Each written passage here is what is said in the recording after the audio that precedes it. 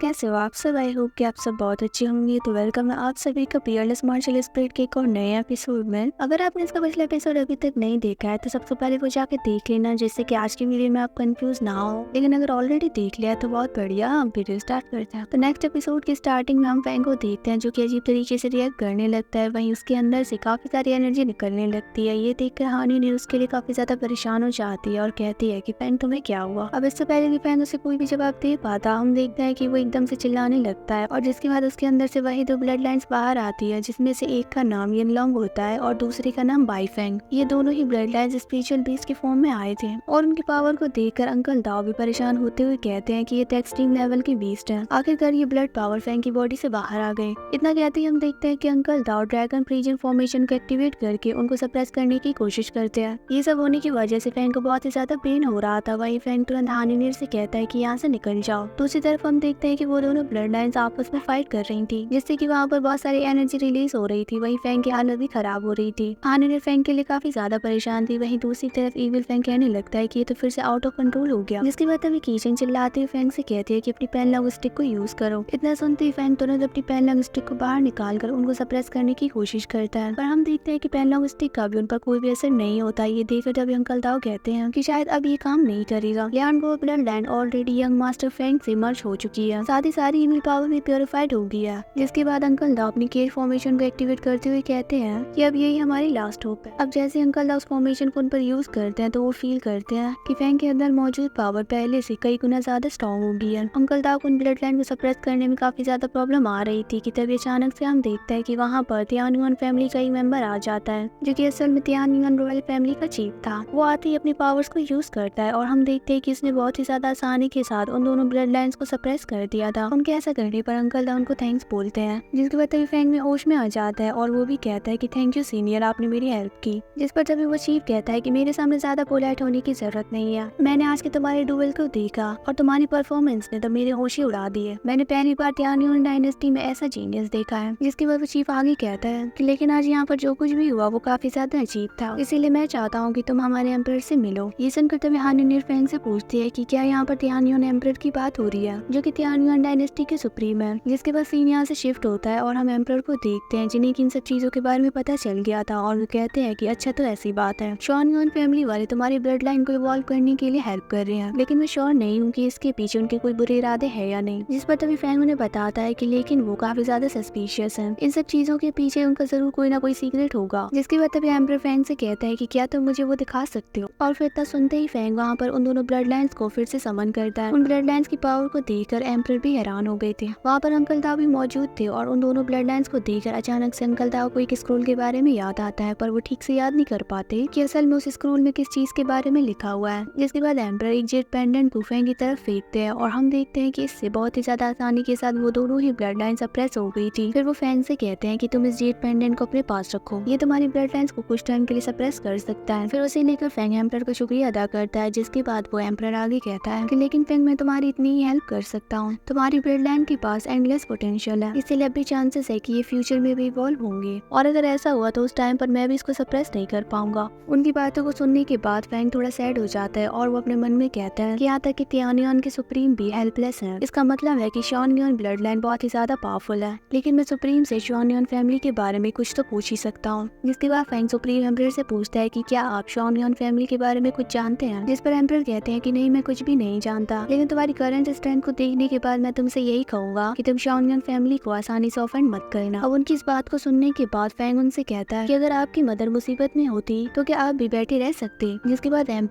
बाद emperor Fang को एक पोइट्री कॉन्टेस्ट का पास देते हुए कहते हैं यहाँ पर जाना या ना जाना तुम पर डिपेंड करता है, तो अपनी डेस्टिनी खुद बनाओ। जिसके बाद सीन यहाँ से शिफ्ट होता है और हम फैंग को हानिनीर और अंकल दाओ के साथ देखते हैं, जहाँ पर कि फैंग ने इन दोनों को पोइट्री कॉन्टेस्ट के बारे में बता दिया था। अब पोइट्री कॉन्टेस्ट का सुनकर हानिनीर मुंह बनाने लगती है और वो फैंग से कहती है कि तुम्हें तो होंगशू टावर में जाना पड़ेगा, लेकिन इसका क्या फायदा है। फिर तभी एकदम से अंकल दाओ हंसते हुए कहने लगते हैं कि यंग लेडी, क्या आप जानती है कि होंगशू टावर की ओनर कौन है। तो इसकी ओनर पोइट्री कॉन्टेस्ट को होस्ट करने वाली प्रिंसेस कुयांग है, जो कि तियानुआन के एम्परर की बेटी है। ये कॉन्टेस्ट हमेशा से ही तियानुआन रॉयल फैमिली वाले होस्ट करते आए हैं। साथ ही वो रेड एम्ब्रॉयडर्ड टावर की भी ओनर है। अब प्रिंसेस का नाम सुनकर हानिनीर और भी ज्यादा मुंह बनाने लगती है और कहते हैं कि हाँ तो इससे क्या फर्क पड़ता है। जिसके बाद अंकल दाओ आगे कहते हैं कि मास्टर उस टावर में किस जगह पर है, मुझे सब कुछ याद है। तो गाइस मैं यहाँ पर आपको बता दूं कि यहाँ पर अंकल दाओ फैंग की मदर की बात कर रहे हैं, जो कि असल में उनकी मास्टर थी। ये सुनकर फैंग बहुत ही ज्यादा हैरान हो जाता है और कहता है कि क्या सच में आप जानते हैं कि मेरी मदर कहाँ पर है? जिस पर अंकल दाओ कहते हैं कि हाँ बिल्कुल, वो चाओगे एम्पर सिटी में है। पुराने टाइम से ही वहाँ पर एक ऐसा रूल है कि वहाँ पर सिर्फ दूसरी डायनेस्टी के एम्पर ही आ सकते हैं। काओगे एम्पर सिटी और तियानमियन रॉयल फैमिली के बीच काफी लंबा रिलेशनशिप रहा है, तो जरूर उनमें कोई ऐसा होना चाहिए जो कि पहले वहाँ पर था। फिर अंकल दाओ भी बताता है कि प्रिंसेस कोयांग को काओगे में एम्पर सिटी की लोकेशन के बारे में जरूर पता होगा।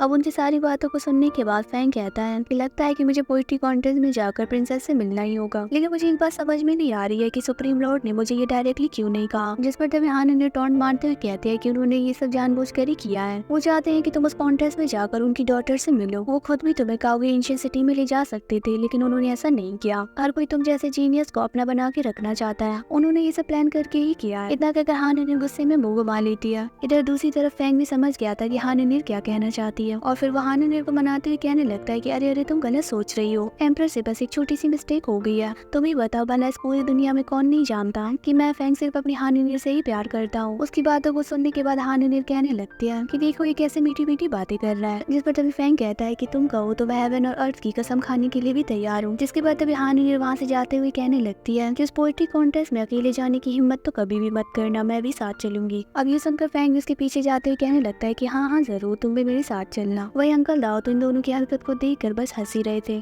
और फिर इसी सीन के साथ हमारा आज के एपिसोड यहीं पर एंड हो जाता है। होप करती हूँ कि आपको आज का एपिसोड भी अच्छा लगा होगा, साथ ही मेरी एक्सप्लेनेशन भी। अगर हाँ तो वीडियो को लाइक और अगर चैनल पर पहली बार आए हैं तो सब्सक्राइब भी जरूर से करते जाना। बहुत ही जल्द मिलेंगे एक और नई वीडियो में। Bye bye.